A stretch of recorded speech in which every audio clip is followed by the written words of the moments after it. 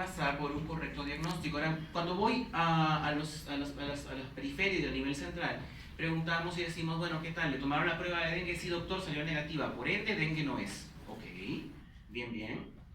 ¿Y le tomaron prueba de leptospira? No. Ok. O doctor, se le mandó prueba de dengue y de leptospira, de dengue salió positiva, de leptospira salió negativa, por lo tanto tiene dengue. Ok. Entonces, ¿cómo yo sé si la prueba que le estoy haciendo es fidedigna o no? Y solamente le doy una pincelada porque luego mi compañero se va a ahondar en este tema. Y es el hecho de que hay que saber que es diferente los tiempos de la toma de muestra. Es diferente el resultado que vamos a tener, y hablo para todas las arbovirosis, y alguna zoonosis, si tomo la muestra en el primer día, si tomo la muestra en el tercer día, si tomo la muestra en el quinto día, si tomo la muestra en el séptimo día. Entonces, difícilmente una prueba tomada en el primer o segundo día de infección de un paciente con arbovirosis va a salir positiva. Pero eso tenemos que saberlo nosotros. ¿Por qué? Porque recuerden que la mayoría son respuestas de anticuerpos. Entonces, para tener una respuesta de anticuerpos, evidentemente tiene que pasar el tiempo correspondiente para dar esa respuesta. Y siempre lo que tenemos que hacer es la búsqueda de la diferenciación de dengue, zika y chikungunya, por eso corremos todas las pruebas. Ahora dicen, no es que no le pidió, no, en los laboratorios referenciales está corriendo la totalidad de las pruebas diagnósticas para poder encontrar a estos pacientes. Siempre es bueno repetir una prueba confirmatoria. Ahora, en el caso de los síntomas de dengue, ¿no?, de los que hablamos al inicio, ¿qué es lo que se ha dicho? ¿Qué es lo que se maneja realmente? ¿Sirven las plaquetas? ¿No sirven las plaquetas? Entonces, los signos de alarma van a ser consecuencia del aumento de la permeabilidad vascular. Eso es lo primero.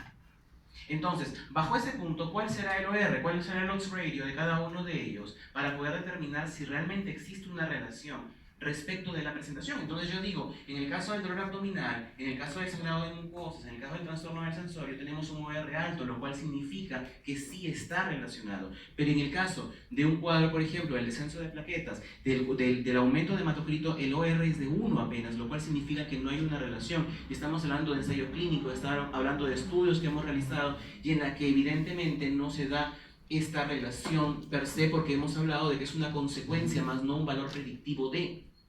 Por ejemplo, este paciente que ustedes ven ahí, ¿está sangrando o no está sangrando? Está sangrando. ¿Pero cuánto es su nivel de plaquetas? ¿Está por debajo del valor? No. ¿Y su hematocrito ya está aumentado? Tampoco. No digo que las plaquetas no vayan a disminuir, obviamente lo va a pasar. No digo que el hematocrito no va a aumentar, obviamente va a aumentar, pero no me sirve como un valor predictivo. Por ende, ese paciente no tiene que ser pinchado cada 12 horas todos los días para saber cómo va.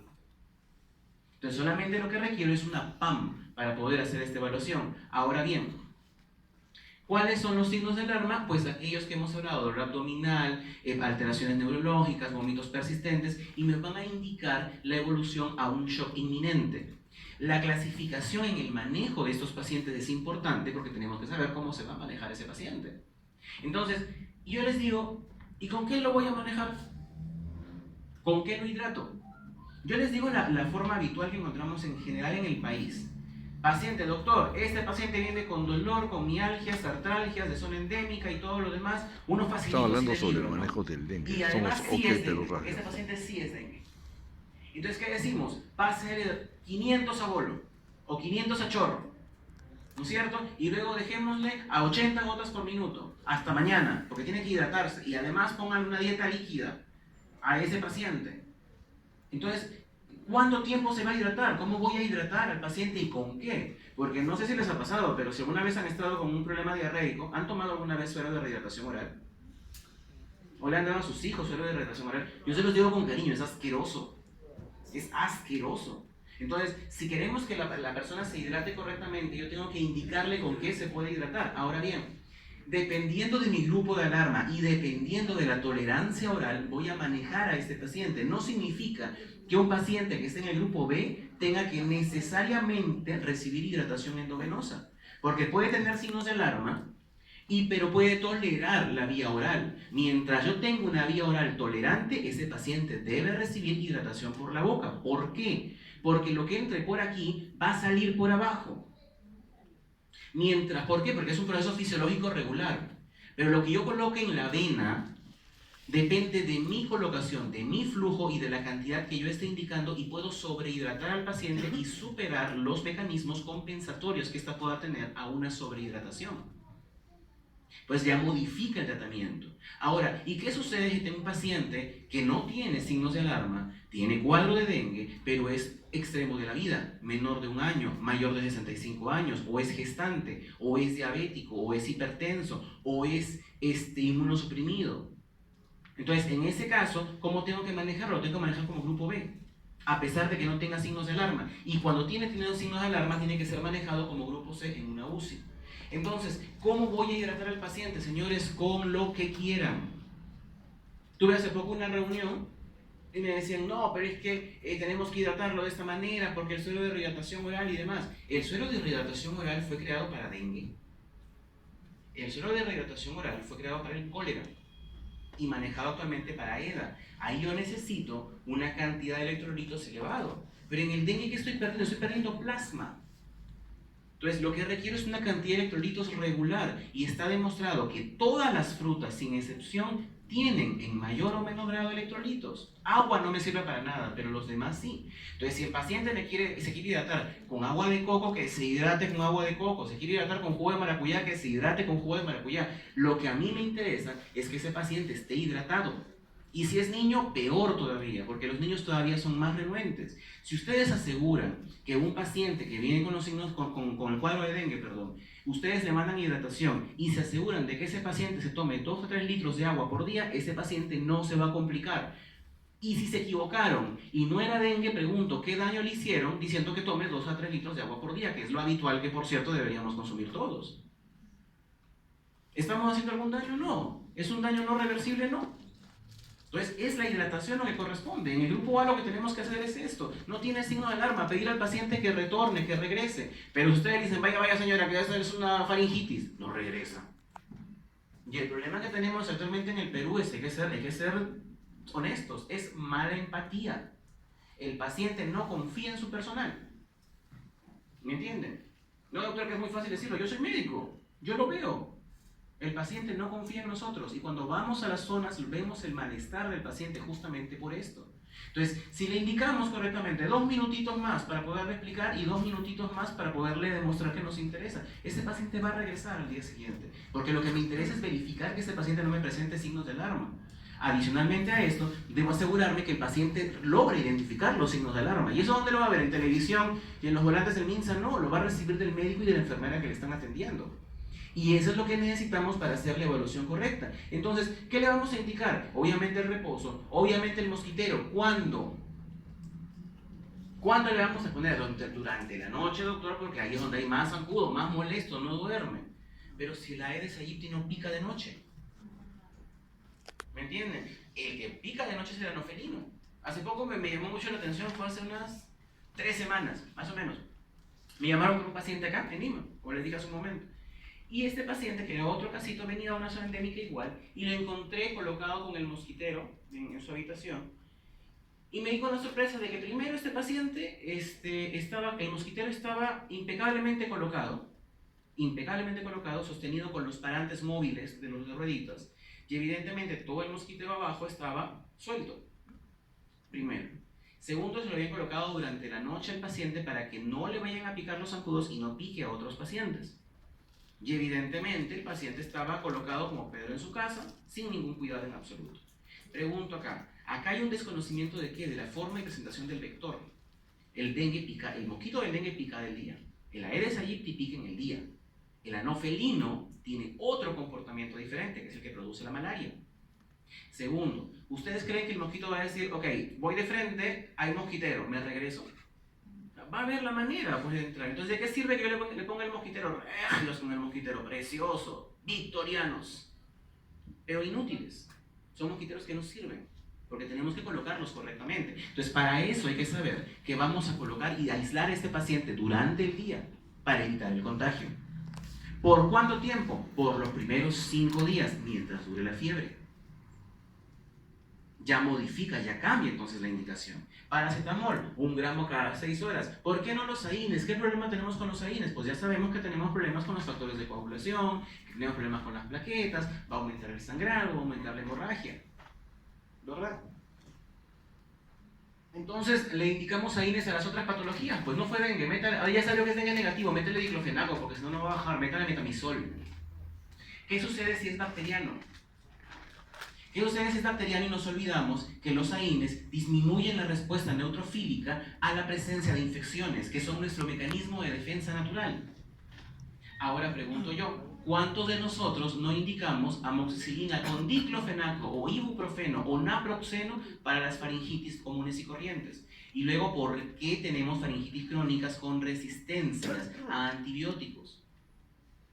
Entonces, eso también tenemos que valorarlo. No solamente es dengue, no solamente es Zika, sino tenemos que ver todo el universo de la forma de manejo. Entonces, es por eso tan importante el hecho de manejar las infecciones.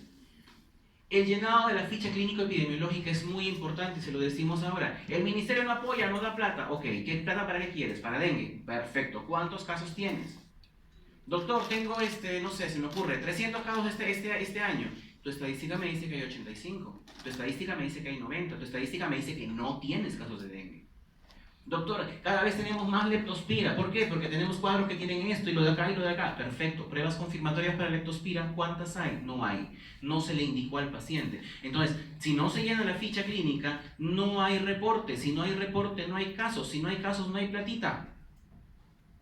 Así de simple. Es muy sencillo. Entonces, si se reporta el caso, se toman los diagnósticos diferenciales correctos. Con María del Carmen hemos visto los diagnósticos diferenciales de enfermedades inexistentes en el Perú y no sabemos cómo figuran en nuestro reporte final. Entonces, tenemos que colocar eso para poder nosotros, notificar, tenemos que valorar la cantidad exacta, la cantidad de pacientes, los requerimientos por cada una de las regiones, fuera de las estrategias que utilizamos en el momento de brote. Y tenemos que valorar a este paciente, y cuando tenga 48 horas sin fiebre, este paciente puede ser dado de alta, pero tiene que ir todos los días para que el médico le evalúe o la enfermera le pregunte, signos de alarma, evaluar a este paciente, tomarle la presión arterial para saber cómo va. En este caso, hacemos un monitoreo de los signos y síntomas en la consulta externa, en la que debe figurar la presencia o no de los signos de alarma. Miren mi Ubiclin, linda, ¿no? Ajá, es una Ubiclin, bonita. Miren ese equipamiento, quisiera tener cualquier hospital de provincia, ¿no es cierto? Porque es un hospital de provincia. Ventanales, iluminado, bonito, con los mosquiteros colocados. Tenemos ahí un paciente que está ahí, esperando la atención de su médico, limpiecito, completamente inútil. Ese Ubiclin no me sirve para nada. ¿Qué problema tiene? Que lo acabamos de conversar hace un momento. ¿Qué pasa con el paciente? ¿Qué pasa con el aislamiento de este paciente? Miren el mosquitero. Es que el mosquito no vuela, no va a bajar, no va a ir por debajo del mosquitero, no va a subir, no va a picar a ese paciente y no va a volver a salir. Entonces, noten por favor la presencia de este paciente, este cuadro es lo que nosotros encontramos de forma habitual en todos los establecimientos cuando nosotros vamos. Entonces, si nosotros sabemos cuándo va a actuar, cómo aislar, nos evitamos problemas y sobre todo salvaguarden su salud, porque somos los primeros que vamos a exponernos ante un paciente con cualquiera de esos cuadros de los que hemos conversado el día de hoy.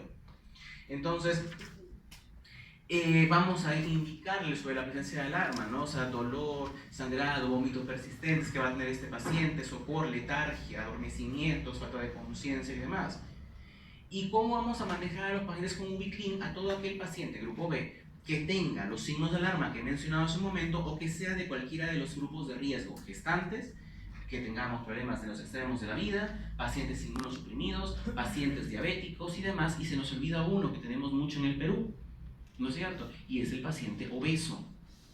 ¿Por qué? Porque en el paciente obeso nosotros decimos, no, es que es gordito, ¿no? Y está bien, está chévere, pero tenemos que recordar que la hidratación, la absorción de líquidos, la biomecánica, la mecánica de fluidos de esos pacientes va a modificar, es diferente. Incluso no solamente en esos pacientes, en esa patología, sino por ejemplo en manejo de antibióticos. Si ni miramos al paciente ni lo pesamos, no vamos a evidenciar que hay antibióticos que se dan por kilo de peso, con dosis máximas. Entonces la hidratación de un paciente con obesidad no va a ser la misma, debo tener cuidados diferentes, hay un riesgo mayor de que este paciente presente edemas, descompensaciones, problemas de órgano blanco, mala distribución de los fluidos y demás. Entonces, ¿y cómo voy a hidratar a este paciente? Los bolos no son para un paciente con dengue, ni en la fase ni en el grupo A ni en el grupo B. Los bolos son para el paciente de grupo C con dengue grave o el paciente que se está chocando. Entonces, no tenemos que pasarle volando 500 cc de cloruro de sodio a este paciente. Lo que tenemos que hacer es un manejo escalonado. Entonces, el primer escalón, el escalón más fuerte, es darle bolos al paciente de 20 mililitros por kilo, STAT, en una cantidad máxima de 3 bolos. Pero esto se le da al paciente que se está chocando, al paciente del grupo C. Pero si tenemos un paciente sin signos de alarma, hidratación para su casa. Lo que quiera tomar, de 2 a 3 litros por día, no agua. No agua pura, porque necesito que por lo menos sí haya una pequeña cantidad de electrolitos. Si el paciente del grupo B, empezamos con 10 centímetros cúbicos por kilo en este paciente y se le va a pasar en un tiempo de 1 a 2 horas. Pero doctor, total, 1 o 2 horas, es que depende de ustedes, porque si es una paciente hipertensa no se lo voy a pasar en 1 hora, se lo voy a pasar en 2. Si es una paciente gestante, tengo que hacer un monitoreo mayor con un Continuamos, riesgo que somos pueda objeto de causar alteraciones de la presión arterial.